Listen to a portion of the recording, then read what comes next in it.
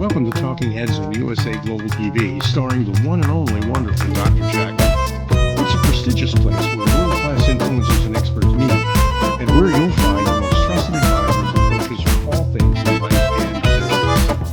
Visit usaglobaltv.com to sign up for our newsletter, get the value you need, and be first in line to learn about events and giveaways and other valuable. Connect with us. Email Dr. JACALYN at usaglobaltv.com to talk about how you can become part of USA Global TV.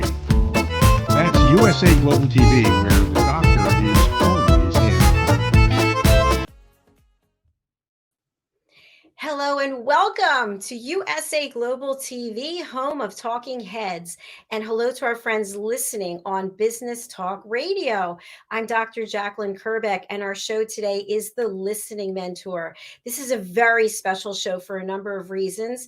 It is our 1,000th show on Business Talk Radio. 1,000 shows. Can you imagine? And on USA Global TV, we have over 730. I'm not sure of the exact number, but the number for me right now is 1,000. And I want to welcome my guest and friend. I'm so happy that she is here to celebrate with me. Elevated listener, Caroline Heward. Hi, Caroline. Yay! I was trying to figure out what I was going to do to celebrate. I'm like, oh. Just to invite me to come along.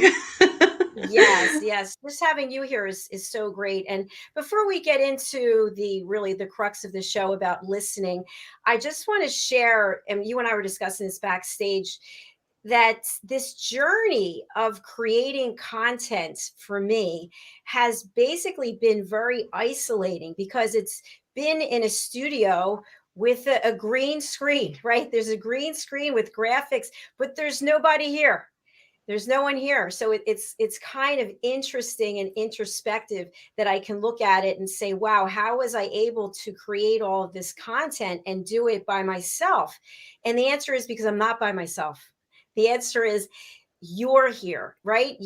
My guest is here, the co-hosts are here, the audience is here, Business Talk Radio, USA Global TV.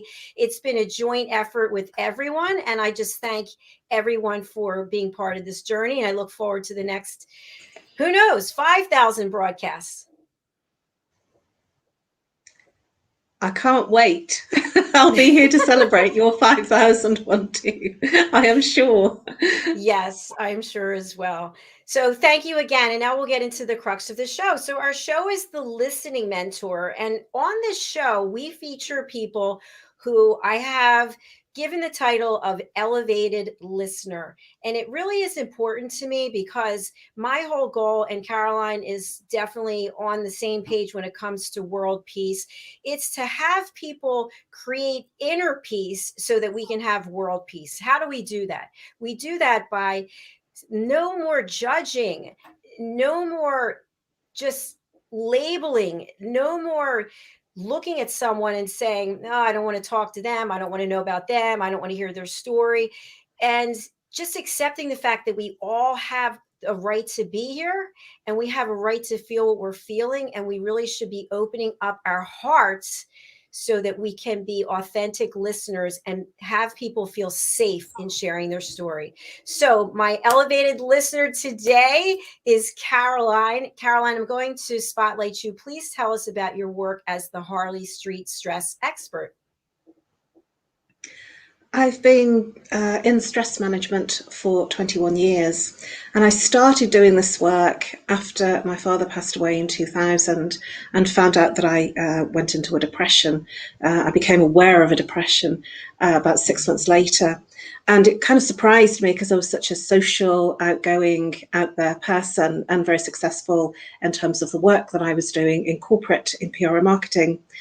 And what happened to me, I am sure happens to many people, that something happens in life, either a sickness, a family bereavement, stress in the workplace, sleep problems, depression. So we all have these things that happen. And that's where I help people, because I've been there and I've solved my own challenges. And that's where I help the people that come to see me. So who comes to see me? Everybody and anybody. I generally seem to attract professional people, people in corporate, because that's the kind of place that I solved all my problems. And that's where I tend to get a lot of people that come to see me. So bankers, traders, stockbrokers, but it can be anybody, because everybody suffers with stress. And how do I help you? Well, genuinely, people reach out because they either can't sleep, they have physical, mental, emotional ache and pain, or the situations that they just can't handle, like a breakup in a relationship, a bereavement, a marriage breakup. So things go wrong, and that's when they reach out. And I offer a free Zoom consultation to look at and help you with your challenges as you see them then, so that you get a relaxation and you get an incredible night's sleep. And thereafter, we look at other things that are going on for you that you can't work with and are difficult and are challenging you. And once you get into awareness of the root cause, your life becomes different and you don't keep repeating the patterns. I love doing what I do because it energizes people, it relaxes people, and it changes their worlds and their outcomes. So please take advantage of that free consultation. Thank you so much, Caroline. So for people, I'm just keeping your banner up. For people who want to book that consultation, what is it they do? They can email me. That's probably the best way to reach me, because I'm not always accessible on the phone because I might be with a client. So email me to book in, or call me, or text me. Those are the best ways to reach me on those details. And we can find a time that works for you and for me to set up a free Zoom consultation, or Skype if that's easier for you.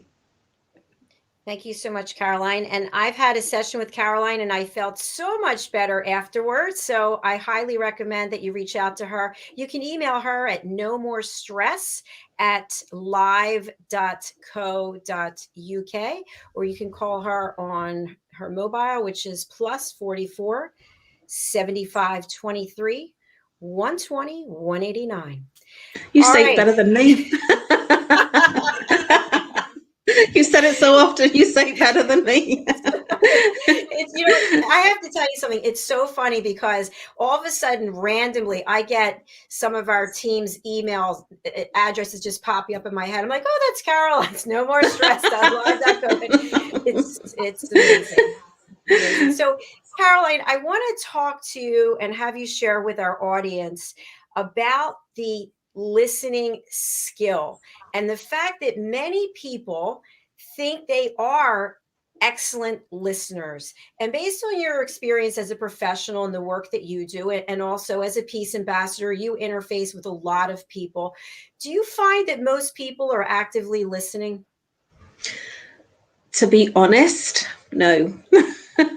And that is sad to say. What happens is that generally we are distracted. We're doing something else. So we could be texting while we're listening to somebody, or it could be that we're doing an email or reading something and letting the person speak. And so while you're distracted and doing something else, you're actually not listening. It's not possible to hear what they're saying. And so you haven't given the person that space. And the environment, the world that we live in today, we're bombarded with all sorts of messages coming in from everywhere. And we live in a multimedia world where everything's coming at us. I remember I had a boyfriend a long time ago that he would meet me and he would order me a drink, and then we'd order lunch, and he'd be on his phone texting and messaging all the way through. And at the end of the hour, he'd say, right then, babe, I've got to go. That was amazing. And so you're laughing. I would go, well, you had lunch with your phone, you know. And he says, well, I bought you a drink. I bought you lunch. What more do you want? And what I said to him very honestly was, I want you. I want you to be with me. You know, I don't need to be bought a drink and lunch. Actually, that's the dressing up. I want you to be with me. And over the time that I was actually with him, it was a long time ago, he changed. He says, "Oh, I know that you don't like me doing the phone calls and the text messages and the emails while I'm with you." He said, "This is my last message, and then I'm all yours." So he learned. That says Because a lot. Yeah, that shows he really cared about you and wanted to spend time with you. and that this is the way that we've become distracted. Even in meetings, people have their phones on and they're texting and messaging and emailing because we've become like that, and it's become almost normal. And you're not able to listen to the other person when you're like that. It's just not possible. And you're not giving them your full attention because you're distracted with doing something else. And while you're distracted in that other thing, you're neither in one or the other. So you're not listening and you're not really in your email, if you know what I mean, or your So text message. it's so true. You can make mistakes as well because you're not paying attention to either thing. I have something that happened last week, actually, and I might have shared it with you, but I was on the Celebrate Great Britain Royally Rich show, and there were 5 people on the show, and no one had headphones. And I was hearing everything 3 times. So when somebody would say, "Hello, I am," I would hear, "Hello, I am, hello, I am, hello, I am." And so I was supposed to interview and produce the show.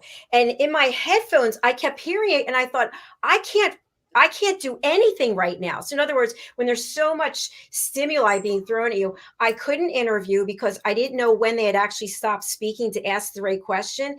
And I didn't feel like I could produce effectively because I didn't know when to spotlight people because there was a lag between when they were speaking and when they weren't.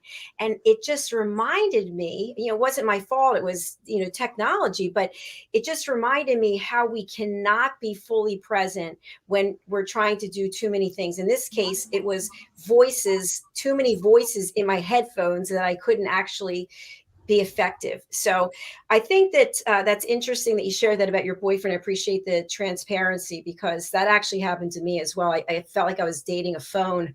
So, and you laugh at this because I actually did this. I was seeing one guy, he was always in the phone. I would excuse myself and go to the bathroom and I would call him on the phone. And he'd say, "What are you doing calling me?" And I'd say, "I can't get your attention, so I'm just going to stay in the bathroom and talk to you." And then it was time to say goodbye. It is hilarious, and it's so common. It's so commonplace these days because it's how a lot of things are done. I mean, when I was a child, when I was growing up and a teenager and, into early adulthood, there was no mobiles. So we didn't do that. So we were more listening. We were more attentive to things. And we didn't have all the multimedia distractions. The youth that have grown up today, if you're kind of in your 20s and 30s, you've grown up with it. And so you don't know any different. And it's challenging because you never kind of get away from the technology. And sometimes it's good to take a break and to be totally present with who you're with, to watch a movie without kind of dipping into your phone, and checking who's liked your post and who's, and I mean, I'm laughing, but we do that, don't we? We kind of go in and check. It's like sort of become a dopamine effect, like a high, a thrill, an exhilaration. Oh, somebody liked my post, and it's very addictive. And the people that created these social media platforms, they realized why they did this. It was to get an addiction to keep scrolling, an addiction to engage. And what's happened, especially to the children that have been growing up in our current times, is that they're very in their screens. And so one of the challenges that comes out of that is that the social interaction and the social skills are not there in the same way that we had them when I was a child. So even having dinner, that they're in their phones. And it's shocking, really, because I have heard and spoken to young people. I do like to talk to young people because, we live in such a different world to what I grew up in. And I'm always curious and conscious of how they're finding their world. And I connect with a lot of very young people too. And their world is very different from the world that I grew up in. And they are conscious that they're always in their phones. And there is almost a screaming out of that. They don't know how to socially interact. They don't know how to connect in the way that I did as I was a child, because it's a different interaction, a different connection. And there's a lot more on appearance and a lot more on, makeup. And, sort of a lot of our younger children are wearing more makeup these days. I mean, if I had worn the kind of makeup that I'm seeing young children wearing now, I think my mum would have shot me. She wouldn't have allowed me out. She frequently did say, get that makeup off, before she would allow me out. But we've become conditioned to look a certain way and to be a certain way. And then we're not really being ourselves, and we're not being authentic, and we're not being true to what really matters. We're then appealing to what we think we should be. And so then we're communicating from a different place too, not from an authentic place. That's a great share. Thank you. And if you think about Twitter, for example, and I'm not pro or con Twitter, but you can only have so many characters, right? You can only, I don't know what the number is. I want to say 128, 172, whatever it is. If anybody's watching knows what the number is, please type it in. So I remember when I was in my corporate job and I was working for someone who was much younger. And I grew up where if you're going to write or speak, you say it properly, which at the time there are a lot more words, bigger words, because if you're intelligent, you're using big words. So that's the way that I've always written and communicated. So this particular person whom I was working for said, you've got way too many words. Think about Twitter, shorten it up, use just little phrases. And I said, phrases? What do you mean use a phrase? I mean, that's not a complete sentence.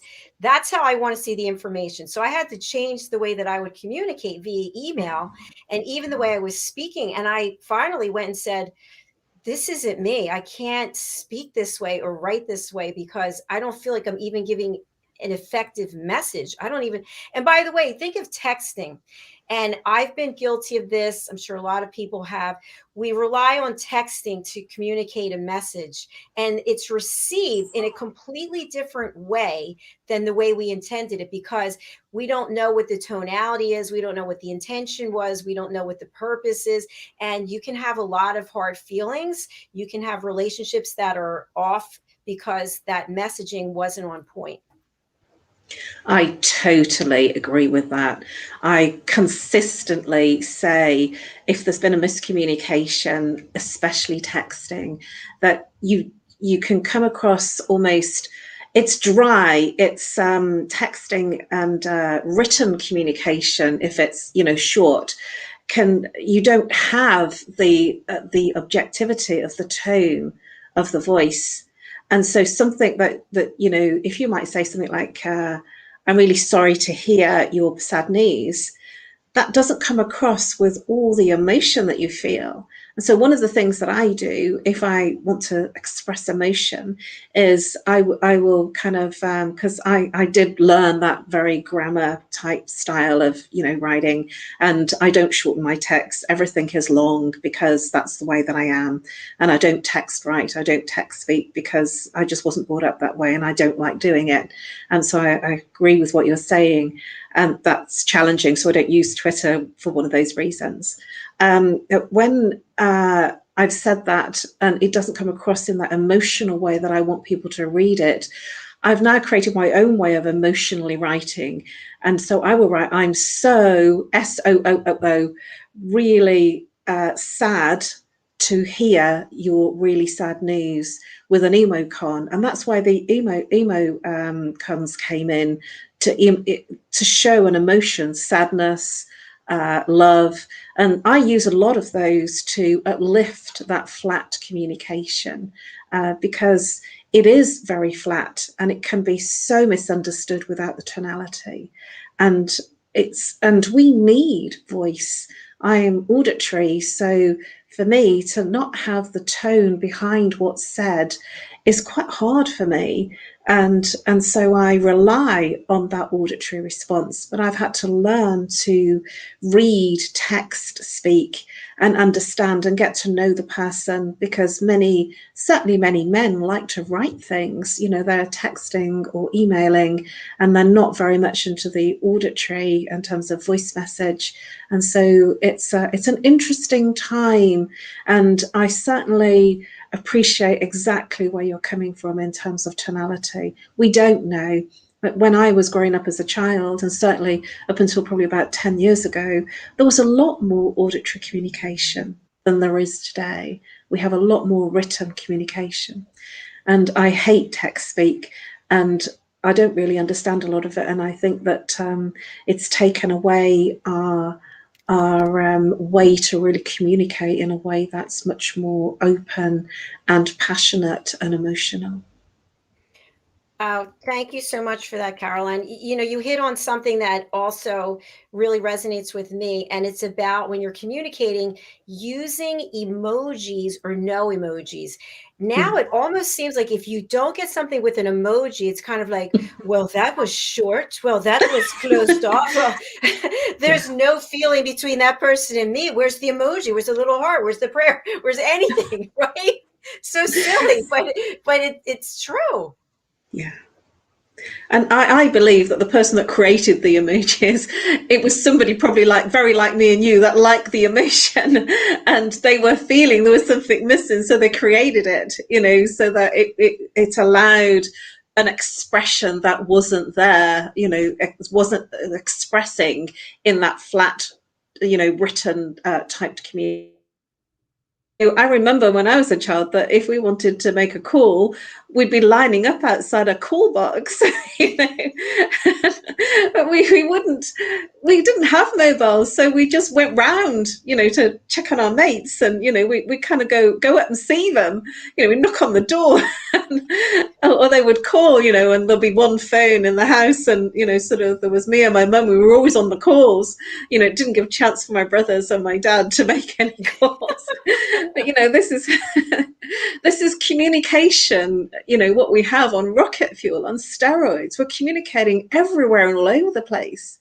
And when people go silent too, there's a wondering. I certainly wonder when somebody has gone silent, isn't communicating on social media, are they okay? Is everything okay in their world? Because they've gone quiet. And it might just be that got really busy. I certainly go silent sometimes when I'm really busy and like calls have come in and I'm with clients and I'm, sort of out doing my gong baths and my meditations. And I don't have time to keep checking in to see if somebody's liked a post or something. And then so there's sometimes that there's like a week or 2 weeks and one of my promoters will, drop in and say, "Are you okay, hun?" And I just, "Oh yeah, sorry, I've been really kind of busy in the real world, on social media, not on the screen." Well, what? A point that you're touching on that I think is really important is when we think about listening, posting and responding also incorporates listening, right? Basically, so when I went to college, I went to Penn State University, which is a very big school. And I was told, oh, you're just going to be a number there. A number meaning your social security number. What's your social security number? Because you'd have to check in a lot of places, and that's how they'd identify you, by your social security number. Now it's like, how many likes do you have? How many followers do you have? How many platforms are you on? It's like all about the numbers. But that's not us really listening to what people are saying or how they're feeling. So, for example, if we had one person who was watching this show and took something away from it, they were listening and they learned something, that means so much more than 10,000 people following you, bringing no value whatsoever. There's an interesting experience that I'm witnessing and experiencing myself on social media. I have a lot of voyeurs. So a lot of people look, but they don't like and they don't comment and they don't say anything.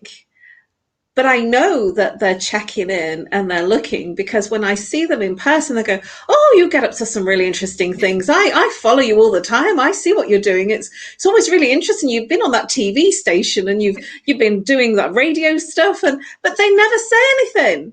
They never Now, like or do you ask, hey, or do you mention, hey, I'd love to hear from you while I'm doing it? Could you, or no?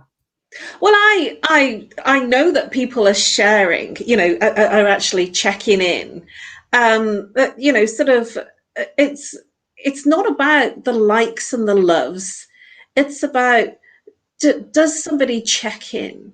Because it was always about the numbers and the likes and the loves and the comments. And actually, how many people really are looking and not expressing, but they're taking in the information and they come to you when they're ready. It's about being open and ready to receive them when they're ready to say something. Yes, good point. And that's a very good part of listening, that it's not about, sort of, because they might hear something and say, "Oh, that really resonates with me." But maybe it's the fact that I'm a stress expert, and nobody wants to kind of admit that, so I make sure that I am genuinely authentic in what I share. If there's things that are going on that are difficult, I will share them, because I want to show that I'm also human, that I have things that happen, like the boiler breaks down or I lose my electrics. These are normal things that happen to everyone. And we all have to handle those things. But it can cause all sorts of emotional stress and anxiety if your plumbing breaks down, especially in the middle of winter, or somebody passes away. And so if me being a stress expert, if I show my vulnerability, that almost in turn gives a permission. It actually says to the other person, you know what, it's okay that things happen, things go wrong.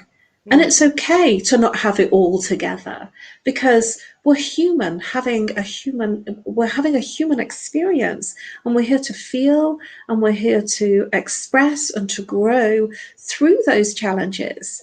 I've had an extraordinary year. It's, this at the beginning of this year, even this time last year, it's nowhere like it was this time last year, what I'm doing now. I'm an entirely evolved person.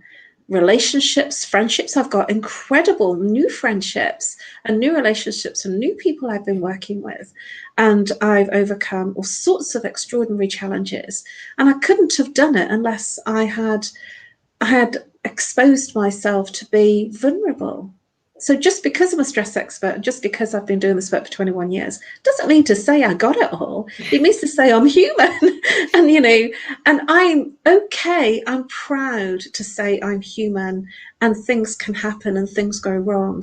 But that tells me that I'm evolving through those challenges, just like everybody else. And if I'm like putting myself on a pedestal and saying, "Hey, I'm superhuman and nothing touches me and nothing affects me and I'm really okay," that doesn't connect or reach with anybody that is struggling.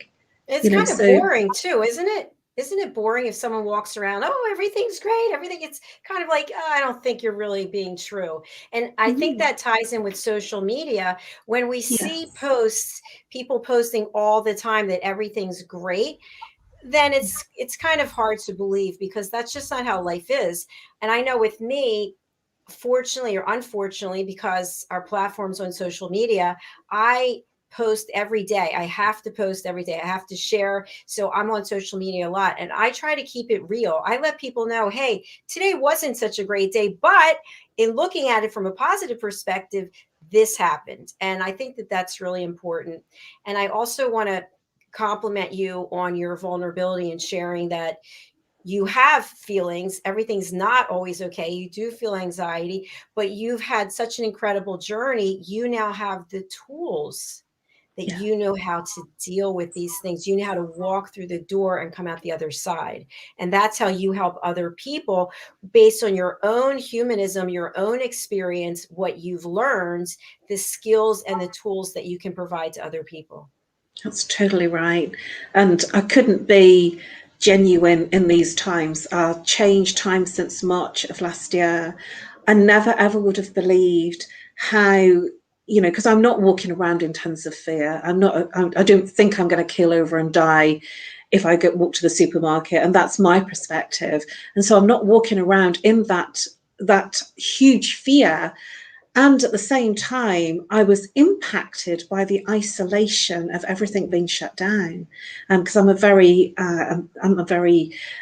naturally social person. I like to interact, and I realised I was always out doing things. I was always out doing meditations and dancing and interacting, in different events. And that was a lot of the things that I did. And I liked to party. And so when all that was taken away and everything shut down in London, I kind of, and I was here in my beautiful home, I didn't know what to do with it, and it was difficult because it didn't feel like it was ever going to end. And I thought, well, actually, I'd rather be by the seaside and, sort of in the sunshine rather than this beautiful apartment that's in the middle of London, where London just wasn't happening anymore. All the reasons that I moved here wasn't here anymore. And it made me realize that it's not about the bricks and mortar. It's not about the building. It's actually about what happens inside of you and how you feel. And for me, it was about the social human interaction and the human connection. And it's not the same when you're on Zoom. It's not. You can't get that that feeling of the human connection in the same way. It's totally different, and to actually hug someone, to hold someone, from a heart space, it just fills you with it's a natural hormone. It's called oxytocin, and it makes you feel amazing. Just to be in somebody's arms, to be in a hug, is extraordinary what it does. And so all the things that have happened in terms of the social distancing, that's disallowed those types of human interaction. And we do need that physical connection and interaction. And when people have hugged each other that I've seen, that the whole conversation is, wow, that was really nice.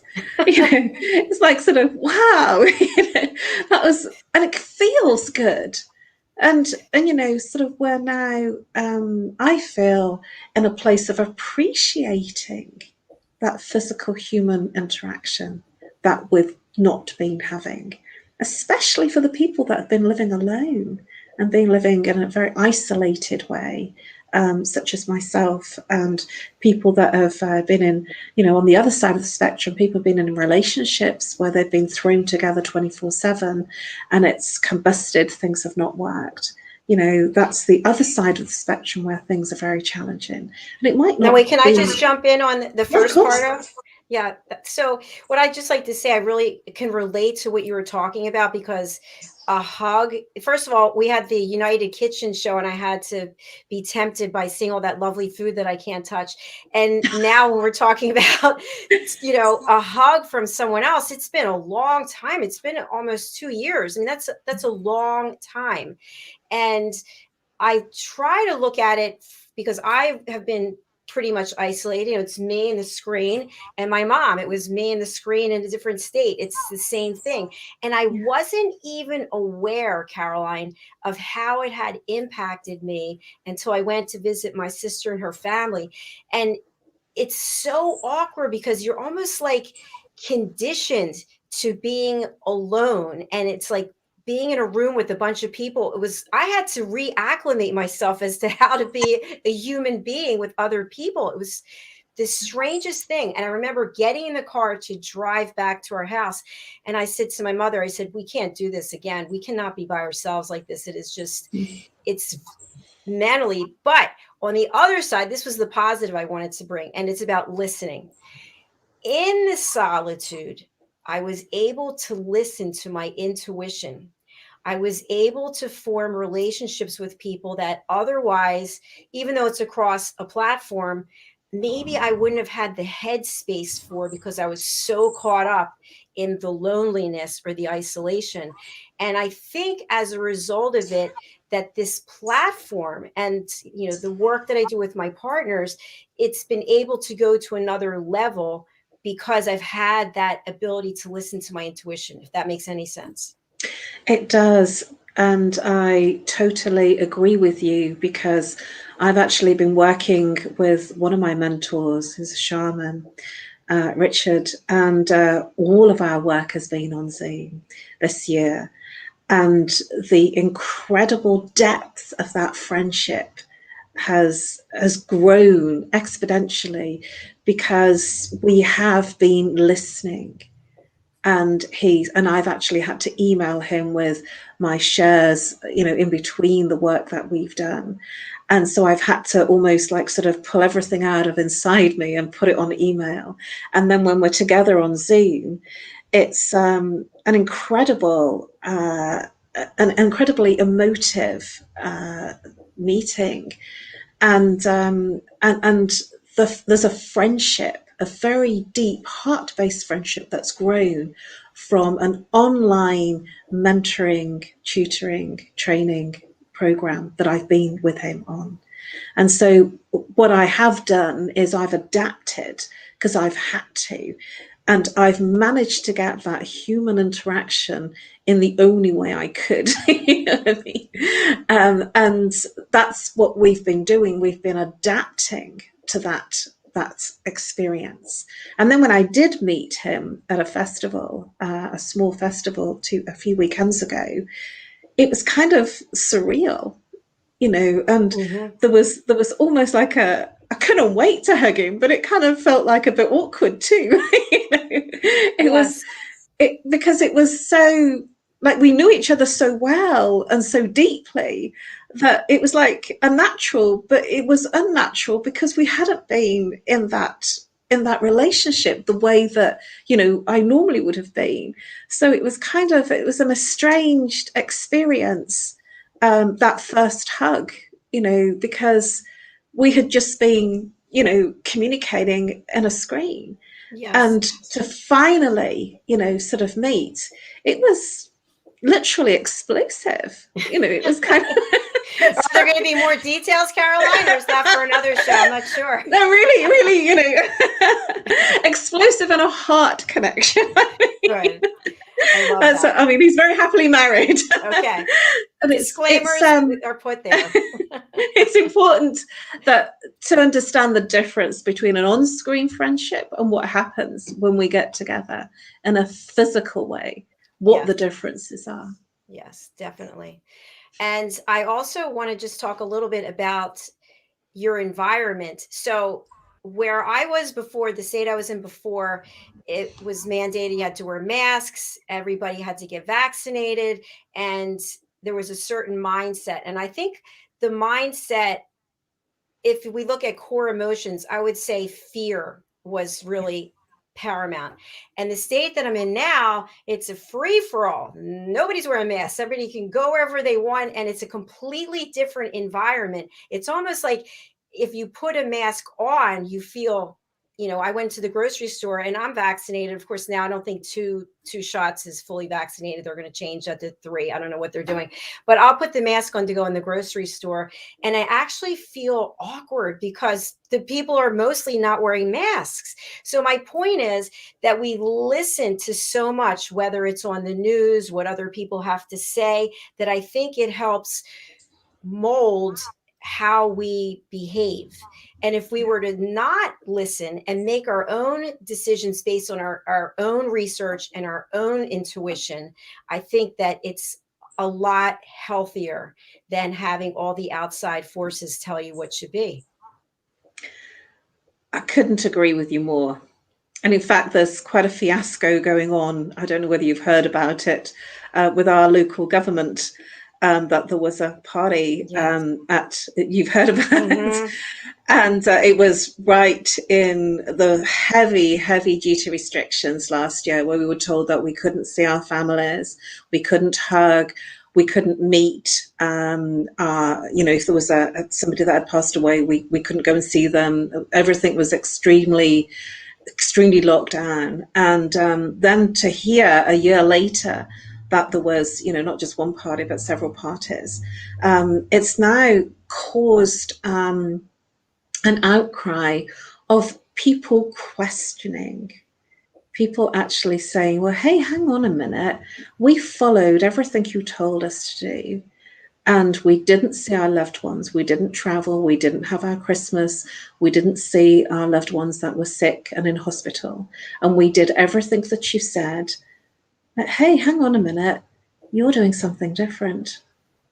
You parted, and you not only parted, but you mocked and joked about what you would say. And that has caused a dissonance with a lot of people.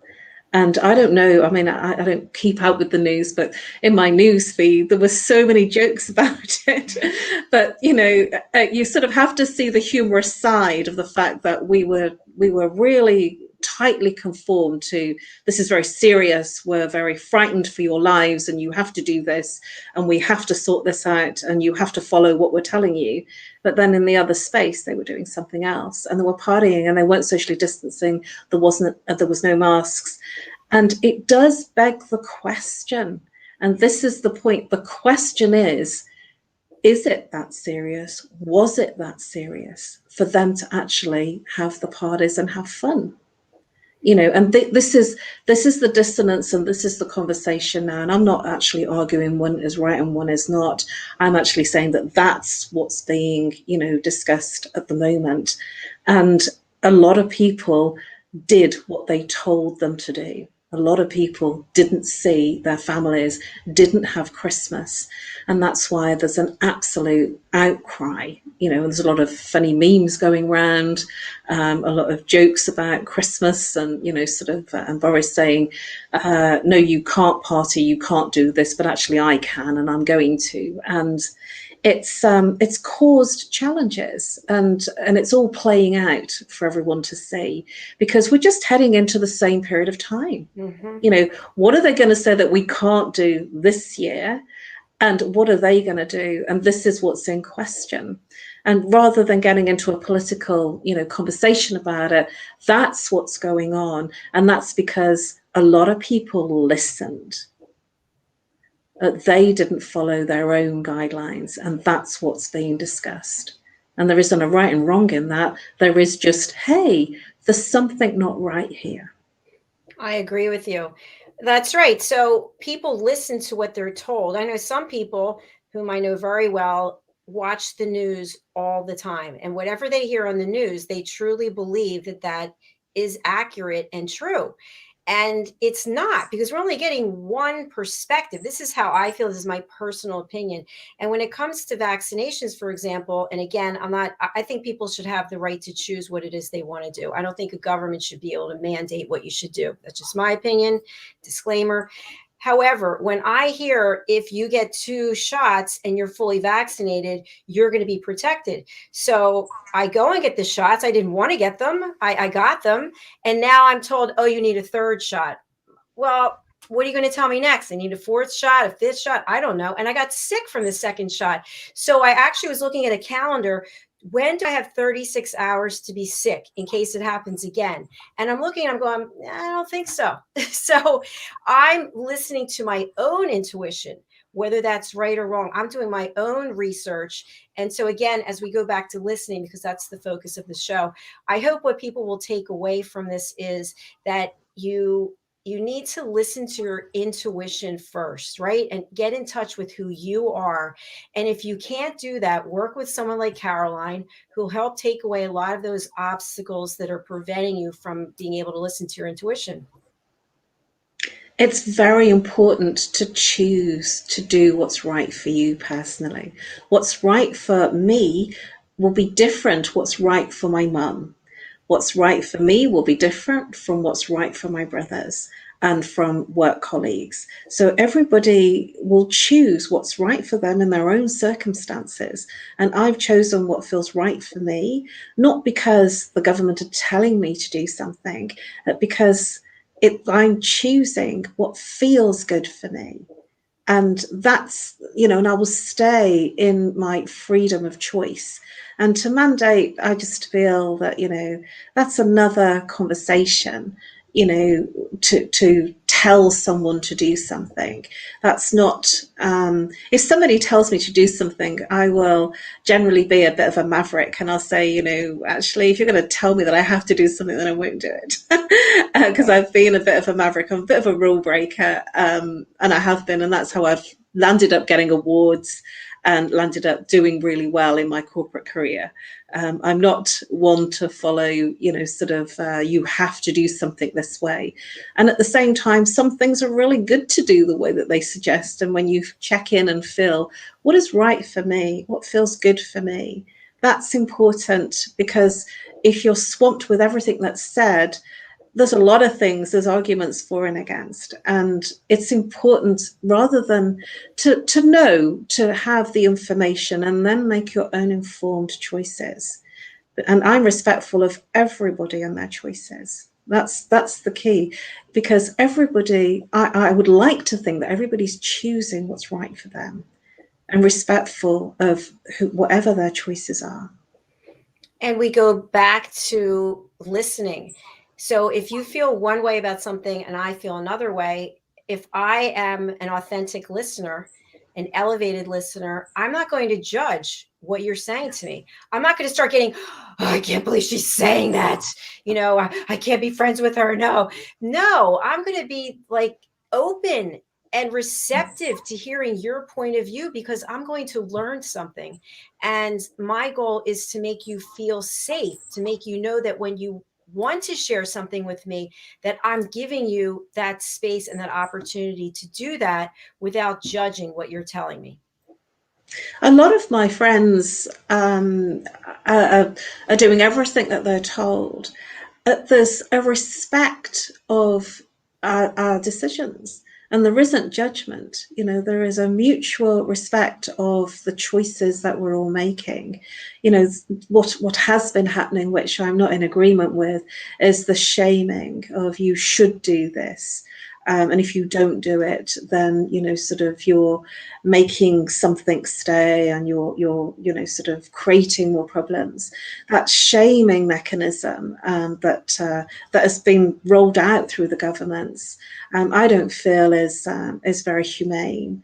It's and it's not good, because we are human beings, and as a perspective of being a human being, we are different. We all have different hairstyles. We have different colors, eyes, different tones of skin. We're human. And, to err, to make an error is to be human. And so it is about our choices and about our involvement and about our growth. And what is right for one person may absolutely not be right for another. Diets, food. What agrees with one person doesn't always agree with somebody else. You can be vegetarian and that works really well for you, and you can be a meat eater and never touch vegetarian, and that shouldn't affect a friendship or a relationship. But we seem to be in a situation of that we've stopped listening to the other person, and we've kind of got this collective viewpoint that we should be doing. And when we're being told you have to do something, you should do this, but then it's being displayed that there's other things that are being done, it causes a dissonance, it causes questions, and it causes people to feel uncomfortable about what's happening. And I'm not agreeing or not agreeing, I'm just saying as it is. This is what's being played out. And I don't watch a lot of news. I definitely don't read newspapers, and I don't listen to the radio. So but what I get is enough. So I'm not overloading, but I get what I need, and I'm informed. And if there's a press conference and there's information that I need to act on, then I feel that I'm informed. Mm-hmm. But I don't go into the overdrive, because if you do keep listening to the news and keep reading all the press, it is built on fear. And when you're in fear, that literally dissipates. It changes your immune system, and it rocks your immune system. So your immune system becomes very low when you're walking around in fear. That's the saboteur of the root chakra. And if you're in fear and panic, that creates a situation where if there is any infections, that it will be easy for you to get them because your immune system's low. So, and that is how the media, that's how it's made. It's made us, the sensationalism of everything, is the way that they sell news.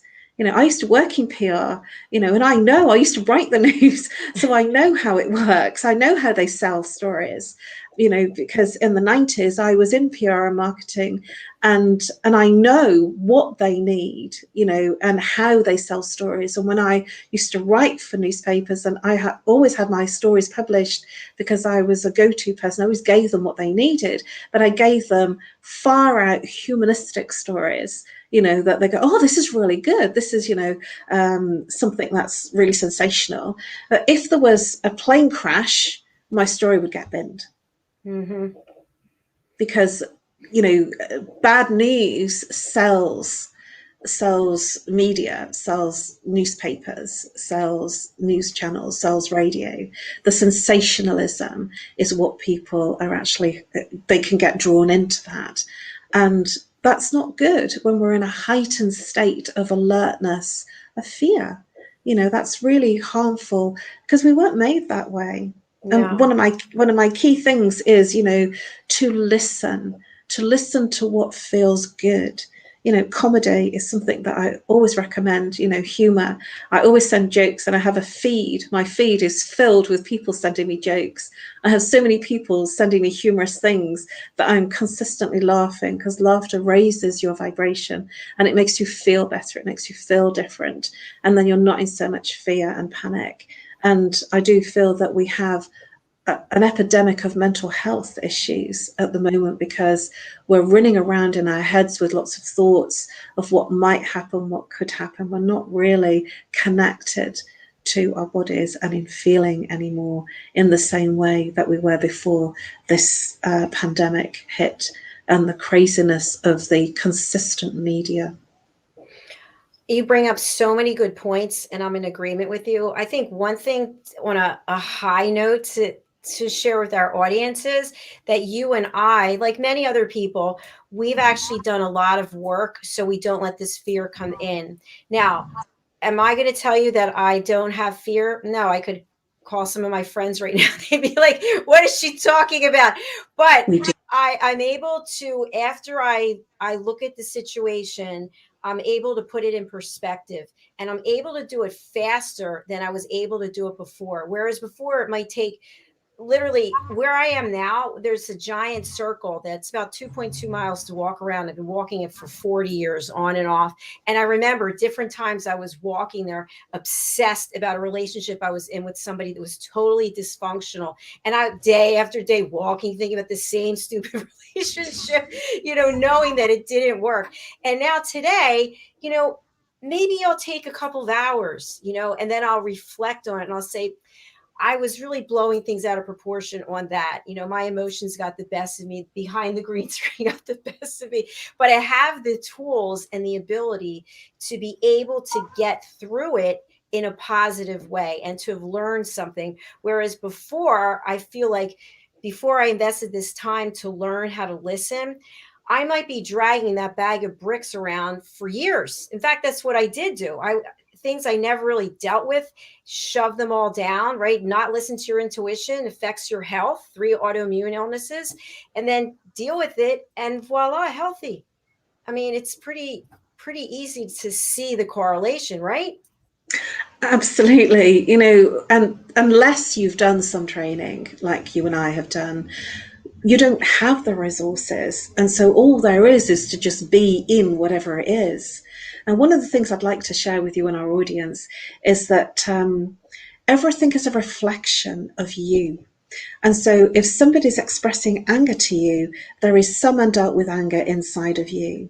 If there is an expression in you and a feeling of loneliness or isolation, there is something in you that's causing that to reflect back at you. if there is sadness, if there is heartache, and you meet people with the same resonance, the same experiences, there is something in you that's unresolved, and it's mirroring, it's coming back for you to look at it, to deal with the undealt with emotions that you've pushed down. And so those experiences are actually a gift, even though it might not feel like it at the time. And believe you me, I've been in some crazy situations where I've not felt like it, and I've thought, you know, I don't want this person around me. But it's really me. It's really something that I've buried, and I've buried really deeply. And then when it's showing up for me, if I'm responding and reacting, then that response and reaction is mine. It's totally mine. They will have their stuff going on, but I will have something that's undealt with. Is a challenge in a relationship, there is something in there for you to learn, to grow from, and to learn from, so that you can evolve and be even better than where you were before. And if there is anger, and if people keep meeting you and they're angry about things, they'll have their own anger, but there is anger inside of you that's unresolved. And what's really beautiful for me, and it's nice feedback, is that I'm getting a lot of humor, a lot of joy, a lot of love, a lot of people saying really lovely things. And it's because that's how I'm feeling inside. And if there was a lot of anger directed at me, I know there will be some anger inside of me that I have to resolve. So everything is a mirror, and the person doesn't have to be there all of the time. You know, when whatever situation has resolved in you, so when you've changed your frequency from sadness, loneliness, heartache, sadness, what happens is that then that person may actually leave your company, may leave you, because they were there for a reason. And then we start to, when something goes wrong, we start to play the blame game. And actually that person was there to assist you in your growth. And when you've grown through that challenge, that person may no longer be required. And so they leave your presence, they leave your environment. And it isn't that you did something wrong or they did something wrong. It's just that the reason is over. And so they're leaving. Brilliant, Caroline. Thank you for that. I want to just touch on something that is really an extension of what you said in the last few minutes of our show. So many times in my life, and it was always with a certain personality type of men, they would trigger my emotions. I would call it triggers. They knew exactly how to get me upset, right? And I'd fall into the trap every single time. Like they open the door, I go, whoa, here I come. And as I've gotten older, I became more aware of these triggers. And I thought, why is that triggering? What is that feeling that I have when they do or say something? And of course, ultimately, what it came down to was a lack of confidence, insecurity, self-esteem issues. And so I started working on those, but at the same time, seeing that I didn't want to be around that personality type until I was able to get myself under control, if that makes sense, so that they couldn't trigger me anymore, or people who had the same types of personality traits didn't trigger me. They're there to give you a gift. They're triggering you because there's something that's undealt with in you, and they're a gift. Even though it's painful, and it's like, oh no, not again. Not, you know, same like situation, different name, different person, different situation, but same feeling, same experience. That same feeling experience is yours, and that's your trigger. And that is exactly what I'm talking about in terms of the mirror. And that's really like a blessing. It's giving you something to work through, to say, okay, what is it in me that keeps coming up, so that I can resolve it, so that next time, and the people that then come into your environment and come into your life then are different, because you're in a different space. And so that's your feedback. You know, there was in the summer, there was a guy that came into my life that just was a really lovely person, but I was a bit dotty, and I was a bit, you know, sort of not really knowing where I was going, and, you know, sort of all over the place, and like I was just enjoying being free and being out. And I needed at that time, because with things going on for me, I needed rescuing. I needed a man just to be a man and kind of be there and be the man for me and rescue me. And then I did some work, and we couldn't kind of get it together. And I did some work, with a couple of people, and then he just disappeared. He just stopped communicating. And I was talking to one of my mentors, and he was American. And I had 3 people. I'd done a 6-week training course on saboteurs with an American. It was amazing work. And so I brought up this, well, what do I do? Because I'm not getting it together. We're just not, I can't seem to find this way of like meeting up and having dinner, it doesn't seem to happen.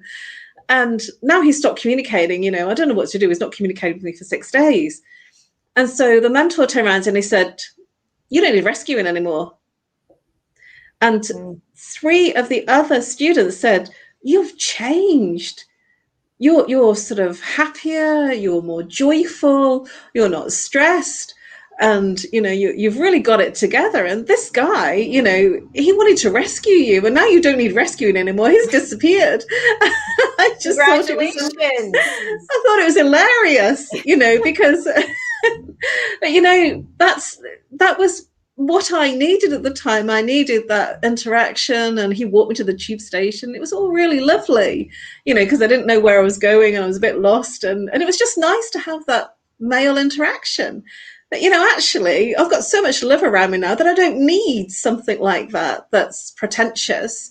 Actually, I have so many amazing friendships that I don't need something that's kind of, a sort of, can we get it together or not? Because if it happens, it will happen. It will be really good, and I don't have the desire to do something superficial.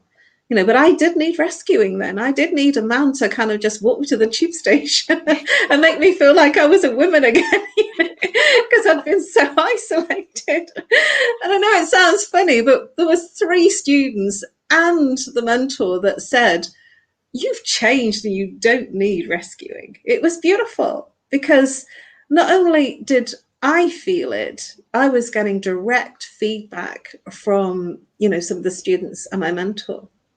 And that's the feedback, that they disappear when you change and you don't need them anymore. They don't know what to do with that. And here I thought I was on the do not call list. No. I mean, it's hilarious, really. And I do find it really amusing. I don't feel that like, oh, what did I do wrong? I'm not in any of that space at all. I think it's hilarious because it's direct feedback. He didn't feel that he could step in because he didn't feel needed anymore. And a lot of men are rescuing. Yes, it's a big transformation. And thanks for sharing that. I was on the phone with a friend last night, and she said, you could be dating anybody, and you're this and you're that, and you need to make a list. And I said, wait a minute. I want to explain something too. I'm not interested in dating anyone. Oh, don't say that. You don't mean, I said, no, I do mean that. I am so happy with what I'm doing with my life. And it takes a lot of time and focus and determination. And the joy that I get is in spending the time with my mother and doing my workouts. I just posted, I lost 2 inches in my waist in the last 2 weeks with this hardcore workout. But I get the blessing, the true joy of broadcasting and meeting people from all over the world. Every time I'm going to broadcast at the beginning of the day, I think, I can't wait to see what I'm going to learn today, because I'm always learning. I'm learning right now from you. And if I was interested in dating someone or seeing someone, I think it would change everything. And I don't want to change anything about what I'm doing right now. I'm in a very happy space. And that's when you will meet someone. Do not call people. This is not an invitation. I'm telling you, no. That is when you are feeling good and everything is good. What will happen is that you will then resonate and have a vibrancy and a frequency with someone else that's the same. That there'll be no requirement or need for you or the other person. And so there's 2 whole people that meet together. And that's how it works. So if you're looking for someone and trying to work it out, that never happens. It really doesn't. But if you're open and you're comfortable and happy where you are and being your true authentic self and being everything that you are, somewhere along the line somebody bips you on the nose and they just rock up because they are also, complete, and they're not looking for the other part of them to be complete. So one happy person meets another happy person, one complete person meets another complete person, and so they will be complete in their work and their occupation and what they're doing in their lives, and you will be, and then together you will find space to share the extra time. But it will never take you away from what you love and what you do, because there will be a respect for what you do, because there'll be a respect that they will be whole and complete in what they do, and they will have a love for what they do. That's the mirror. That's how it works. Well, if they're delivering mail or packages to the house, if they're working out at Solid Core, if they're over at the grocery store, that's the only place I'm going to meet people. But please wait until after January 10th when we have the launch of USA Global TV, because I don't need any distractions between now and then. So we have to end our show. We don't, do we? It's a 15-minute show that we're an hour and 5 minutes, but we could keep You're going. joking. No. But what I do want to leave people with is, I know you have a special offer. So let's pull that up again. If you could just walk our audience through, I see some people just joined us. Tell us about what the offer is and how they can sign up for it. If you feel stressed, especially at this time of year, stress affects everyone in different ways. And this time of year brings all sorts of stress for people, whether it be emotional, physical, mental, relationship-wise. I offer a free Zoom consultation, 20-minute Zoom consultation. You can reach me to book that consultation in on my email, nomorestress@live.co.uk, or my phone number if you want to call me. But my ideal is to drop me an email so that we can communicate in a better way, just in case I miss your call. And we can book in a free consultation for you. And I work with 1 or 2 symptoms. So you tell me what's not working for you, and I will give you insight, awareness, understanding as to the root cause of those challenges. And that will leave you feeling much more calmer, more peaceful, more connected to your heart. You'll have an incredible night's sleep. And that is my gift to you, because although it's Christmas time and it's festive time, this is also the time that things get on top of us and we become hugely stressed and anxious, and especially in our changed world times. So reach out for that free consultation. It's a gift, and it's my Christmas gift to you. Oh, that's beautiful. Thank you. Thank you for sharing that. And thank you for being here to celebrate the 1000th episode on Business Talk Radio, Caroline. I really appreciate you. I've had fun. I never know where these shows are going to go. That's what I love about not having a script, that we're both listening, paying attention, and the conversation goes wherever it goes. We're in some interesting times, and I haven't got a clock near me, so I didn't know what time we were. It's been beautiful, and I'm really, really happy to have been here, Dr. Jacalyn. If this is our last show before the closeout of the year, I really have benefited hugely by being on this platform. I've been able to share some of my gifts and my information and my transformations with people, so that, we're all human and we all go through things. And I really do trust that it's been helpful to your audience, to you, and sort of changing the world, because whatever we give out comes back tenfold. And my whole premise is to create world peace, to play an active part in doing that. And you have helped me do that. You've given me an incredible platform to reach more people, and I am truly grateful for the gift that you've given to me. Thank you.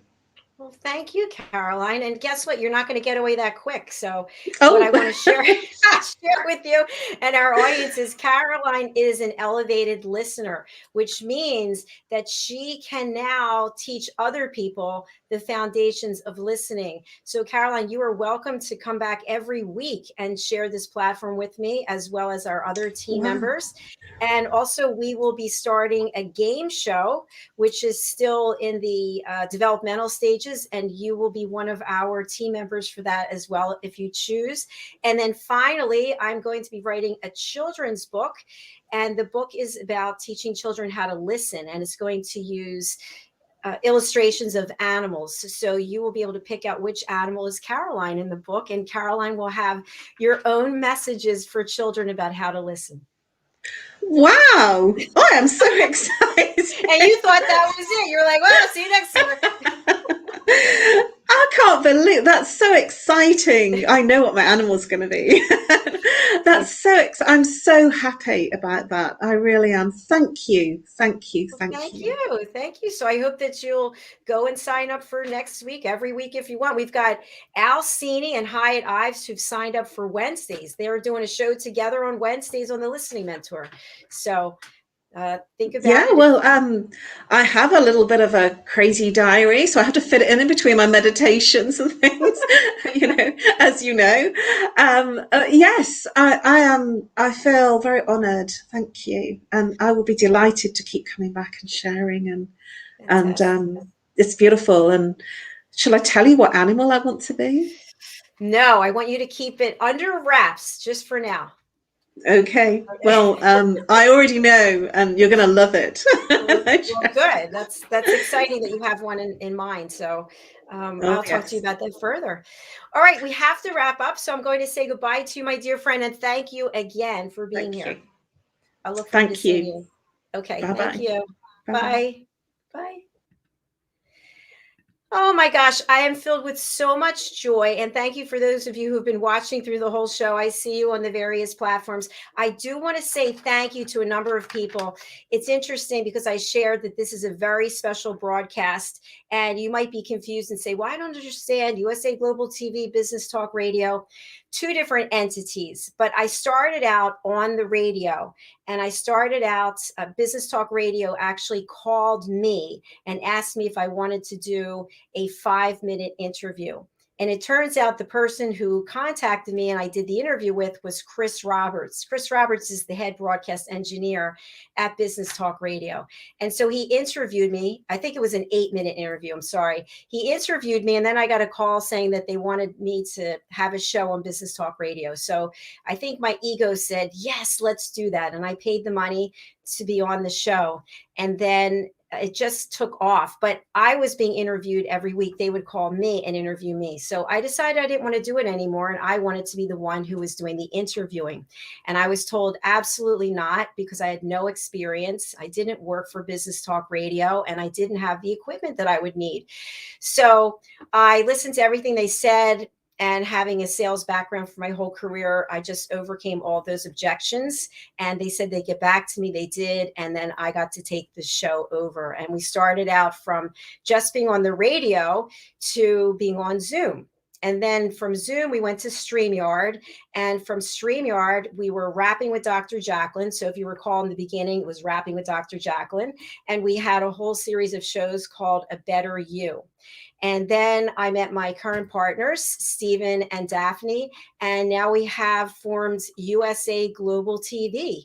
And this just keeps building and building. And it's because of people like Caroline, people who were watching the show, people who support us in so many ways. So I have a few people I'd like to thank. So I'll try to make it quick. Obviously, I want to thank Daphne DeLucci and Stephen Gillen.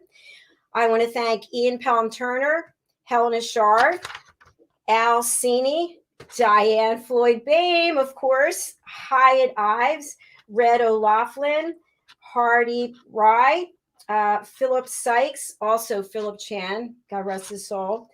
I want to thank Roland Friedel, and we wish you the best of health, Roland. Ricky McKenna. I want to thank Pet Psychic Amina. And I want to thank Caroline, obviously. I want to thank Teuta. And I want to thank Ashley and Heather and Chris Roberts from Business Talk Radio. I want to thank my family, my friends, the Academy, and really thank you so much for taking this journey. Our official launch of USA Global TV is January the 10th, and we are also launching our platform Talking Heads, which are people who are outstanding experts and leaders in their fields, and they will have their own program. I will not be on the show with them. They have their own program for 30 minutes. Okay, as we conclude, I have a couple of offers for you because it is the 1000th show, obviously. So I have on the screen right now, we have the power of listening. They're the courses that I teach. I'm the listening mentor, and there are actually 4 courses. 2 of them, for the first time ever, we're offering them together. So it's 3 hours that you would take the power of listening, part 1 and part 2. And that would be on January the 5th. You can get to meet an incredible group of people. I have a number of people who are signing up from a particular company. It's going to be fun. So if you want to join us, you can go over to eventbrite.com. All you have to do is search the power of listening. If you're a nonprofit organization, please put in the promo code nonprofit for a significant discount. And if you are watching this show and you're not a nonprofit and you are interested in being an elevated listener, being on this show, meeting people like Caroline, please go over to Eventbrite, the power of listening, and use the promo code ELEVATED, ELEVATED, elevated, and you will get a significant discount. All right, that's all the messages I have for now. I have to run because Pet Psychic Ahmed is going to be asking where I am. So thank you again for being here. We're going to close out with a new sponsorship from Trish Robichaud from Changing Paces, and we'll see you back here for the Pet Psychic Show. Bye, Caroline. Bye, everybody. Thank you. God bless you all. The world is changing, and your company needs to change with it. Whether it's procurement, employment, marketing, or customer service, it's now more important than ever for your business processes to be inclusive to people with disabilities. Hi, I'm Trish Robichaud with Changing Paces, and I'm here to tell you that making your business processes accessible to people with disabilities is simply good for business. Accessibility and inclusion are the law. But here's what you may not realize. Disability inclusion is an opportunity, not an obstacle. In fact, a recent 4-year study found that companies that fully embrace disability inclusion had a 30% higher profit margin than those that didn't. Your investment in staff disability inclusiveness training can pay off in areas like innovation, brand recognition, as well as customer and employee satisfaction and loyalty, not to mention productivity and profitability. At Changing Paces, we can help you make that happen for your business. Our experts have real-life experience that will help your team gain insight and best practices they won't get anywhere else. And we can help you create a customized training program to bring your organization into compliance with local and industry regulations. This topic is very close to my heart for me, very personal. Dealing with the challenges of MS for the past 25 plus years and having lost my job as a result of my diagnosis back then, I've made it my mission to bring disability out of the darkness and create a more welcoming environment for people of all abilities. As a pioneer in the field of inclusiveness, our company developed and implemented one of the first accessible customer service training programs in Canada. We provide complete online training solutions that blend with your branding, your policies, and your systems. Between our disability subject matter experts and our technical partners, we can provide you with both the content and the platform that you need to create an evergreen training program that empowers your people while it transforms your organization and your company culture. In short, we make disability inclusion easy in all parts of your business. Contact us now for a quote or consultation at info@changingpaces.com. Your bottom line will thank you.